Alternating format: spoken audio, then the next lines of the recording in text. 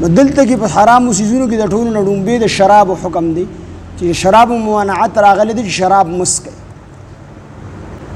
شراب د ابتدای اسلام کې حرام شوی لا نو خدا سیز بد و. بعض د صحابه کرام رضوان الله علیهم اجمعین دي چې هغې نه د جاهلیت په دور کې شراب څکلي دي او نه بیا چې کله ایمان راوړی دی نو بیا خواړو څکلي دي.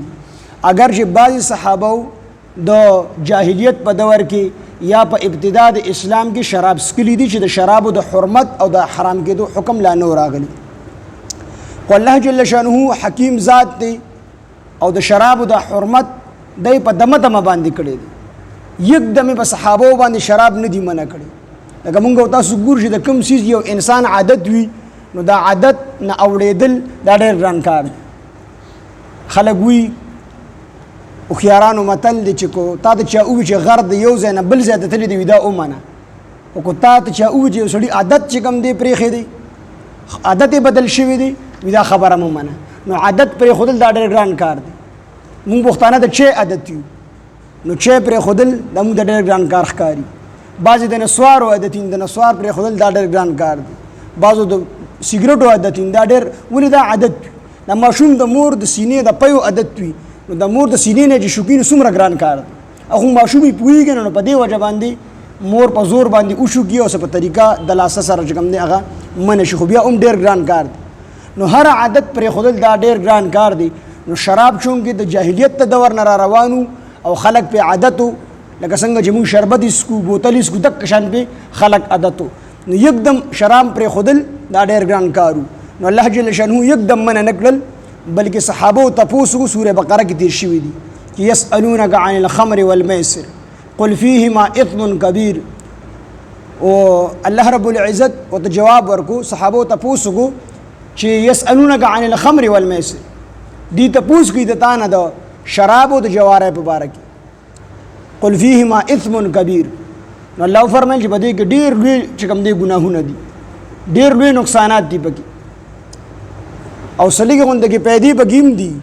خو وروستو سره الله فرمایل چې د دې دا نقصانات ته پیدو نه ډېر زیات دي. نو بعضې صحابو په هغه ټایم کې چې کوم دی د شرابو نه لاس ووینځل شراب یې پرېښودل. خو بیا هم مکمل ممانعت لا نه راغلی صرف اشاره ورکړه چې دا شراب په آینده زمانه کې حرام کېدو والی دي. د دې وجه حضرت عمر رضی الله عنه وفرمیل چې یا الله زمونږ دپاره کافي او شابي بیان وفرمایه. یعنې داسې خبره وفرمایه چې بس دا حرام دي چې مونږ یې پرېږدو. کافي او شابي بیان الله زمونږ دپاره وفرمایه. د دې نه وروستو بیا صحابه کرامو کې چا دعوت کړی و نور صحابه کرام ورله لاړل او په هغې کې چې کوم دی هغې خوراک او څښاک وکړو. وروسته پسې بیا شراب وڅښل. بیا پکې یو د ماښام جمعې ته ورمخکې شو. چې کله جمعې ته ورمخکې شو نو قل یا ایها الکافرون صورت شروع نو لا اعبد ما تعبدون صورت کې چې زه عبادت نه کوم د هغه څه د هغې بوتانو چې تاسو یې عبادت کوئ. نو د دې په ځای باندې وي قل یا ایها الکافرون لا اعبد ما تعبدون. نو د دې په ځای باندې وي اعبد ما تعبدون زه عبادت کوم د هغې بوتانو چې تاسو یې کوئ د نشې په حالت کې. نو الله جل شانه دویم حکم راولېږو چې یا ایها الذین آمنوا لا تقربوا الصلاة وانتم سکارى. تاسو مونځ ته مه نږدې کېږئ په دې حالت کې چې تاسو په نشه کې. نو د نشې په حالت کې تاسو مونځ ته مه ور نږدې کېږئ. نو باید صحابه کرامو دا سوچ وکړو چې دا نشه او دا شراب دا خو د مونځ نه منع کوونکي څیز دی. د دې وجې نه ډېرو صحابه کرامو په دغې باندې دغه نشه چې کوم دی پرېښودل. بیا هم حضرت عمر رضی الله عنه راولګېد او بیا الله نه سوال وکړو چې الله پاک زموږ دپاره شافي او کافي بیان وفرمایه. مکمل طور شراب حرام نه شو خو دومره حرام شو چې تاسو کله شراب وڅښئ نو فوراً پسې مونځ مه کوئ. چې کله درنه نشه لاړه شي نو بیا مونځ کوئ. نو بعض صحابو هغې ذهن ته دا خبره راغله چې دا شراب خو د مونځ نه منع کوونکي څیز دی لہذا دا ښه څیز نه دی نو هغې پرېښودو.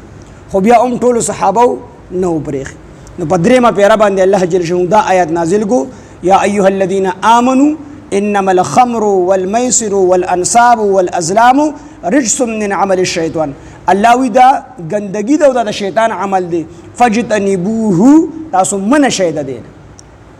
مکمل طور ممانعت په دې آیات سره راغی.